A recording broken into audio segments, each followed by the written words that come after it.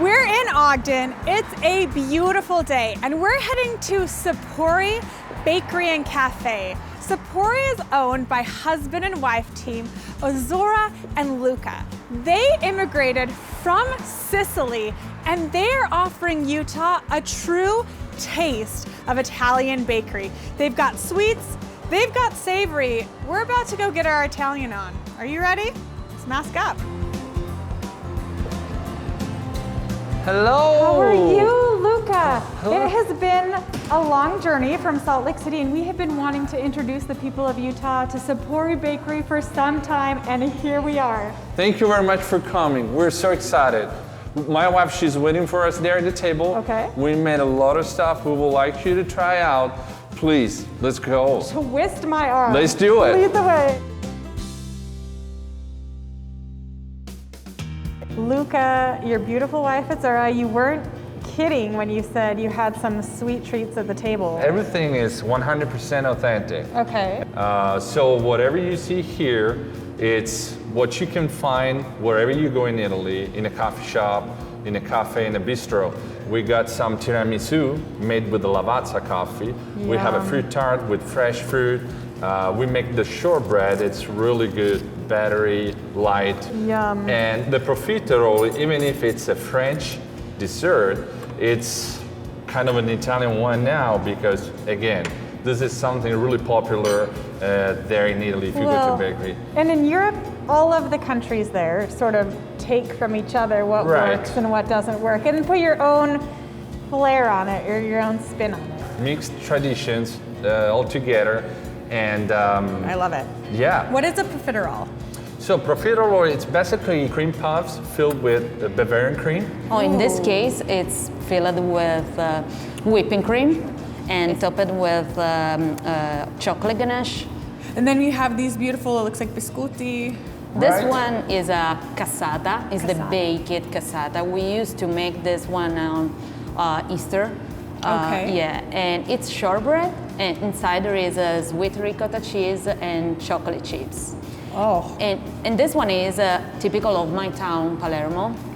And this one is typical of Naples. It's a sfogliatella. Okay. It's a shortbread. Inside there is a sweet ricotta cheese, orange cinnamon, and semolina flour. Semolina flour. Yes. Ricotta cheese isn't just meant for the base of a lasagna or something like that, right? You can make it sweet. And in fact, it's in a lot of sweet dishes. So here we got what we call the fazzoletto. This Fazzoletto. Right? Okay.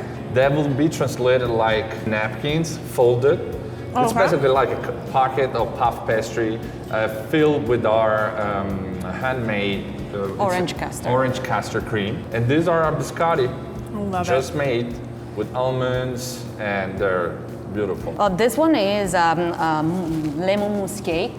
The base it's cookies Okay. and the lemon mousse cake and jelly. And then that looks like a sweet crepe. Yeah, right. Right. What we call the frutta crepe is just fresh fruit and some yogurt. Okay. There's a little bit of cinnamon on top. Beautiful. And then here, this is what we call Genovese because it's made using some of the Genovese basil pesto. And there's diced roasted potatoes, bacon, and Parmesan too. And mozzarella. And mozzarella. The thing that's really, I think, inspiring about Italian cooking and just Italy in general, that's very regionally specific. Yeah, that's right. That's right. We really love our bolognese sauce. Bolognese, as the name says, it's originally from Bologna, one of the cities in the north of Italy. And it's basically, we make it from scratch, from the so-called soffritto, that it's a mix of 3 different vegetables that we fry, and will give the tomato sauce that natural flavor without adding anything else than just salt and pepper. And obviously there's some ground beef and pork. The bolognese, it's a process, it's a labor of love. Yeah, it's a slow cooking process that can take even up to 6 hours, because since you won't add any artificial flavor or ingredients to the tomato sauce, you know, you gotta stay there for a long time in order to get thick, creamy, and rich as flavor.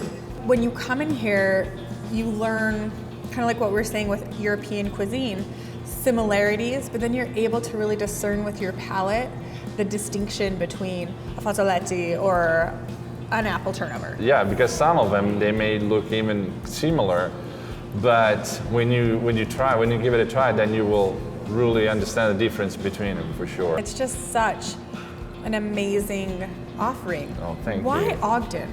We lived in Sicily for 20 years, then we moved to Tuscany when we lived 12 years in a small town close to Florence. And that's why probably our cuisine, it's a little mixed. And so basically my wife, she has part of her family living here. They moved more than 30 years ago. Oh my Three goodness. cousins. Exactly. So she came here like 4 years ago.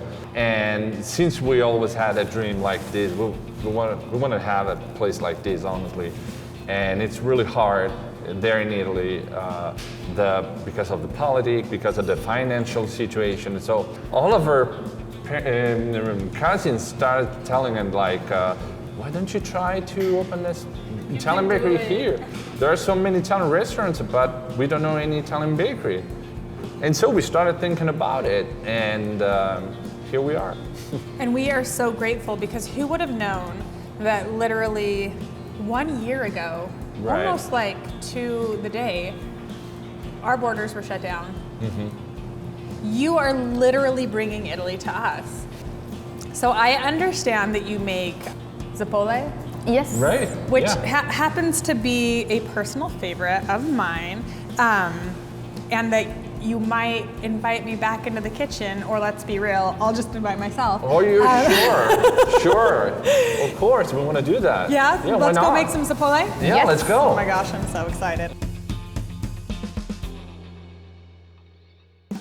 So Zora, we ditched Luca. It's just the ladies in the kitchen. You're gonna teach me how to make Sapori. Zeppole is a typical treat of Naples. They are made just with simple ingredients. Okay. Just butter, water, flours, and eggs. All good things. Yeah, it's a right balance between the ingredients because if it's at the end, if it's too soft, you can't fix it. And so there is one tip in order to understand if the dough is good or not. Okay.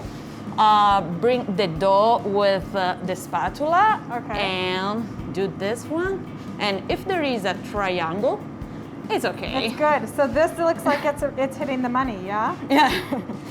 These could you say these are a little reminiscent of donuts?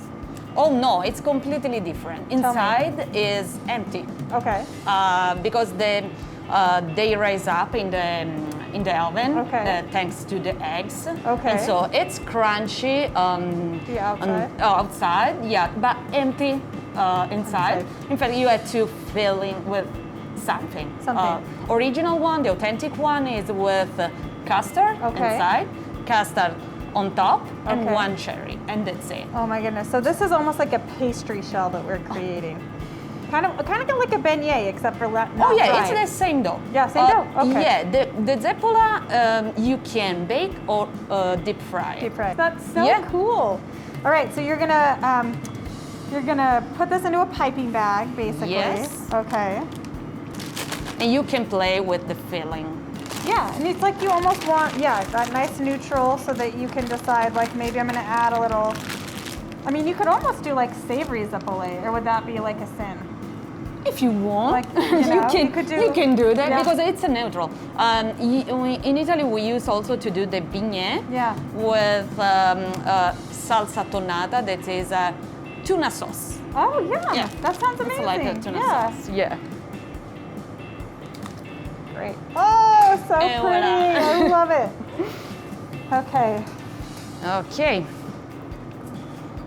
Now we're just gonna do. Oh, those are good, and that's a good size.